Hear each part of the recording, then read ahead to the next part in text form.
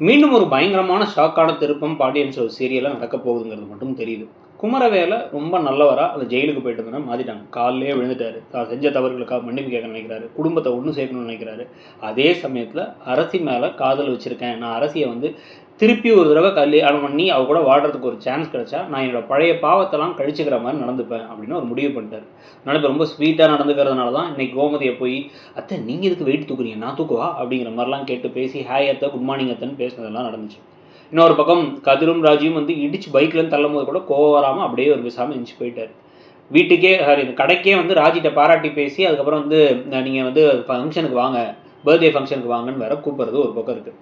இப்போ திருப்பி குமரவேல் என்ன பண்ண போகிறாருன்னா வந்து கோமதி கிட்ட பேசி இப்படி ஒரு ஃபங்க்ஷன் இருக்குது நாங்கள் வைக்க போகிறோம், தயவு செஞ்சு நீங்களும் வாங்க, அதை சொல்கிறது தான் நான் வந்தேன், அதுக்குள்ளே வந்து சரவண மச்சான் வந்து கோவப்பட்டார் அப்படிங்கிற மாதிரிலாம் பேச இதுக்கப்புறம் தான் கோமதி இங்கேருந்து கன்வின்ஸ் பண்ணி இவங்க ஹஸ்பண்ட் டீம் பேசி பாண்டியன் டீம் பேசி கிளம்பி போகலாம் அப்படின்னு முடிவெடுக்க போகிறாங்க.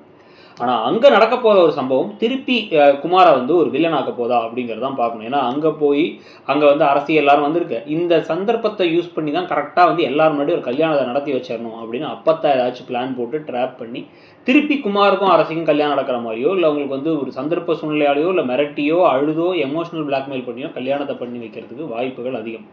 அப்படி பண்ண வச்சா இதை பிளான் பண்ணி தெரிஞ்சுதான் வேணுனே எங்களை கூப்பிட்டியாடான்னு சொல்லிட்டு குமார் மேலே எல்லாரும் கோவப்பட, ஆனால் வந்து அரசி கழுத்தை திருப்பி தாலி, ஆனால் அந்த தடவை வந்து இப்போ இவரே கட்டினாருங்கிற மாதிரி விஷயங்கள்லாம் வரப்போதாங்கிறத பார்க்கணும். ஸோ எது எப்படியோ இப்போ எல்லா ஜோடிக்கும் எல்லாத்துக்கும் ஆள்லாம் வச்சு இப்போ கரெக்டாக கொண்டு போக ஆரம்பிச்சிட்டாங்க. முன்னாடி பழனிவேல் கல்யாணம் இருந்துச்சு. இன்னொரு பக்கம் வந்து பார்த்தீங்க அப்படின்னா வந்து அரசியுடைய கல்யாணம் இல்லைங்கிற மாதிரி இருந்துச்சு. இப்போவும் கமெண்ட்ஸில் நிறைய பேர் அரசி சதீஷ் தான் பெட்டர் ஜோடின்லாம் சொல்லிட்டு இருக்காங்க. ஆனால் சதீஷோட அம்மா சரியில்லைங்கிறதுனால வேணாம் அப்படின்னு சில பேர் சொல்லிட்டு இருந்தாங்க. புது ஜோடியை கூட்டுவாங்கன்னாங்க.